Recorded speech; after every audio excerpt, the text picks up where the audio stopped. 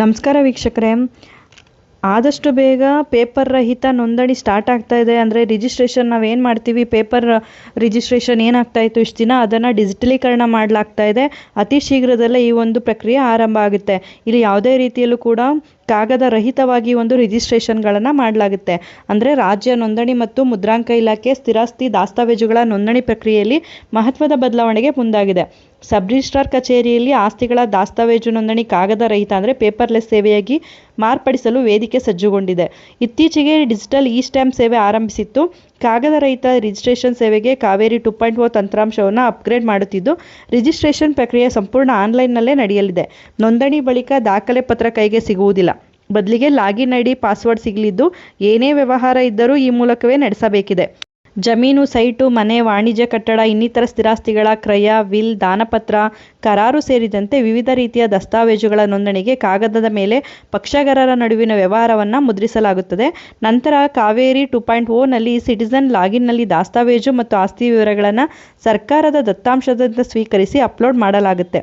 ಸಬ್ ರಿಜಿಸ್ಟ್ರಾರ್ಗಳು ಪರಿಶೀಲನೆ ನಡೆಸಿ ಸರಿ ಇದ್ದರೆ ನೋಂದಣಿ ಮತ್ತು ಮುದ್ರಾಂಕ ಶುಲ್ಕ ಪಾವತಿಗೆ ವಾಪಸ್ ಸಿಟಿಸನ್ ಲಾಗಿನ್ಗೆ ಕಳಿಸುತ್ತಾರೆ. ಒಂದು ವೇಳೆ ದೋಷ ಇದ್ದರೂ ಹಿಂತಿರುಗಿಸುತ್ತಾರೆ. ಇದಾದ ಮೇಲೆ ಪಕ್ಷಗಾರರು ಆನ್ಲೈನ್ ಪೇಮೆಂಟ್ ಗೇಟ್ವೇನಲ್ಲಿ ನೋಂದಣಿ ಮತ್ತು ಮುದ್ರಾಂಕ ಶುಲ್ಕವನ್ನು ಪಾವತಿ ಮಾಡಬೇಕಾಗುತ್ತೆ. ಇದೇ ವೇಳೆ ಎರಡು ಕಡೆಯ ಪಕ್ಷಗಾರರು ಆಧಾರ್ ಆಧಾರಿತ ಇ-ಸೈನ್ ಅಥವಾ ಡಿಜಿಟಲ್ ಸಿಗ್ನೇಚರ್ ಪ್ರಮಾಣ ಪತ್ರ ಅಂದರೆ DNC ಮೂಲಕ ರುಜು ಮಾಡಬೇಕು.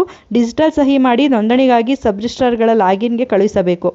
ಭೌತಿಕ ದಾಖಲೆ ಅಥವಾ ಕಾಗದವನ್ನು ಅಧಿಕಾರಿ ಮುಂದೆ ತೆಗೆದುಕೊಂಡು ಹೋಗುವ ಅಗತ್ಯ ಇರುವುದಿಲ್ಲ. ಲಾಗಿನ್ನಲ್ಲಿ ಬಂದ ಕಾಗದ ರಹಿತ ದಾಖಲೆಯನ್ನು ನೋಂದಣಿ ಕಾಯ್ದೆ ಮತ್ತು ನಿಯಮಗಳ ಅನ್ವಯ ಪರಿಶೀಲನೆ ನಡೆಸಿ ಸಬ್ ರಿಜಿಸ್ಟ್ರಾರ್ ಪಕ್ಷಗಾರರು ಸಾಕ್ಷಿಗಳ ಛಾಯಾಚಿತ್ರ ಮತ್ತು ಬೆರಳಚ್ಚು ಗುರುತನ್ನು ಡಿಜಿಟಲ್ ಯಂತ್ರದ ಮೂಲಕವೇ ಸೆರೆ ಹಿಡಿದುಕೊಳ್ಳುತ್ತಾರೆ. ರಾಜ್ಯದೆಲ್ಲೆಡೆ ಕಾಗದರಹಿತ ರಿಜಿಸ್ಟ್ರೇಷನ್ ಸೇವೆ ಸಂಬಂಧ ಜನವರಿ 27ರಿಂದ ಜನವರಿ 31ರವರೆಗೆ ತರಬೇತಿ ಶಿಬಿರ ನೋಂದಣಿ ಮತ್ತು ಮುದ್ರಾಂಕ ಇಲಾಖೆ ಆಯೋಜನೆ ಮಾಡಿತ್ತು.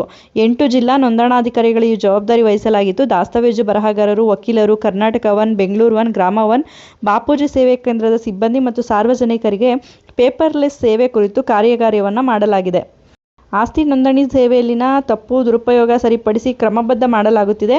ನೋಂದಣಿ ಪೂರ್ವ ಮತ್ತು ನಂತರದ ಸೇವೆಗಳಿಗೆ ಜನರು ಕಚೇರಿಗೆ ಅಲೆಯಬಾರದು. ಮಧ್ಯವರ್ತಿಗಳ ಹಸ್ತಕ್ಷೇಪ ತಗ್ಗಿಸಿ ಜನರಿಗೆ ಸುಲಲಿತ ಸೇವೆ ಒದಗಿಸಲು ಪೇಪರ್ಲೆಸ್ ಸೇವೆ ಜಾರಿಗೆ ತರಲಾಗ್ತಾ ಇದೆ. ನೋಂದಾಯಿತ ದಾಸ್ತಾವೇಜು ದಾಖಲೆ ಸ್ವಯಂಚಾಲಿತವಾಗಿ ಕಂದಾಯ ಇಲಾಖೆ ಸ್ಥಾಪಿಸಿರುವ ಕರ್ನಾಟಕ ನೋಂದಾಯಿತ ದಾಖಲೆ ಸಂಗ್ರಹಾಲಯ ಮತ್ತು ಡಿಜಿಲಾಕರ್ನಲ್ಲಿ ಸೇವ್ ಆಗಲಿದೆ. ಈ ದಾಖಲೆಯನ್ನು ಡೌನ್ಲೋಡ್ ಮಾಡಲು ಅಥವಾ ಮುದ್ರಿಸಲು ವಿಶಿಷ್ಟ ದಾಖಲೆ ಸಂಖ್ಯೆಯನ್ನು ವಿತರಿಸಲಾಗುವುದು.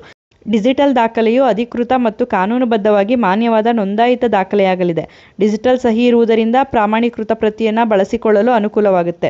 ಇದರಿಂದ ಏನೆಲ್ಲ ಅನುಕೂಲ ಸಿಗ್ಬೋದು ಅನ್ನೋದಾದರೆ, ದಾಸ್ತಾವೇಜಿಗೆ ವಿಶಿಷ್ಟ ಸಂಖ್ಯೆ ಸಿಗಲಿದ್ದು ಕಳ್ಳತನದ ಭಯವಿರೋದಿಲ್ಲ. ದಾಖಲೆ ತಿರುಚಿ ಬೇರೆಯವರಿಗೆ ಮಾರಾಟ ಮಾಡುವವರಿಗೆ ಕಡಿವಾಣ ಆಗುತ್ತೆ. ಭೌತಿಕ ದಾಖಲೆ ಇಲ್ಲದ ಇರುವುದರಿಂದ ಕಾಗದ ಸಂಗ್ರಹಿಸುವ ತಂಟೆ ಇಲ್ಲ. ಸುಲಭ ಸಾಗಾಟ, ಎಲ್ಲಿ ಬೇಕಾದರೂ ಡೌನ್ಲೋಡ್ ಮಾಡಿಕೊಳ್ಳಬಹುದು. ಸಬ್ ರಿಜಿಸ್ಟ್ರಾರ್ ಕಚೇರಿ, ಬ್ಯಾಂಕ್ ವ್ಯವಹಾರಕ್ಕೆ ವಿಶಿಷ್ಟ ಸಂಖ್ಯೆ ಇದ್ದರೆ ಸಾಕಾಗುತ್ತೆ. ಇದರಿಂದ ಅನಾನುಕೂಲ ಕೂಡ ಅಷ್ಟೇ ಇದೆ. ಇದೇನಂತ ನೋಡೋದಾದರೆ, ಅನಕ್ಷರಸ್ಥರು ಪೇಪರ್ಲೆಸ್ ಸೇವೆ ಬಳಕೆ ಬೇರೆಯವರನ್ನು ಅವಲಂಬಿಸಬೇಕಾಗುತ್ತೆ. ಡಿಜಿಟಲ್ ದಾಖಲೆ ಆಗಿರುವ ಕಾರಣ ತಂತ್ರಜ್ಞಾನದ ಜ್ಞಾನ ಅಗತ್ಯ ಆಗಿರುತ್ತೆ. ವಿಶಿಷ್ಟ ಸಂಖ್ಯೆ ಮರೆತರೆ ಅಥವಾ ಕೇಂದ್ರ ದತ್ತಾಂಶ ನಾಶವಾದರೆ ರಿಕವರಿ ಕಷ್ಟ ಆಗ್ಬೋದು. ಮೂಲ ದಾಖಲೆ ಬದಲು ದೃಢೀಕರಿಸಿದ ದಾಖಲೆಯಷ್ಟೇ ಕೈಗೆ ಸಿಗುತ್ತೆ. ಡಿಜಿಟಲ್ ಸಹಿ, ಛಾಯಾಚಿತ್ರ, ಬೆರಳಚ್ಚು ಮಾಡಲು ತಾಂತ್ರಿಕ ದೋಷ ಅಡ್ಡಿ ಆಗುವಂಥ ಸಾಧ್ಯತೆಗಳಿವೆ.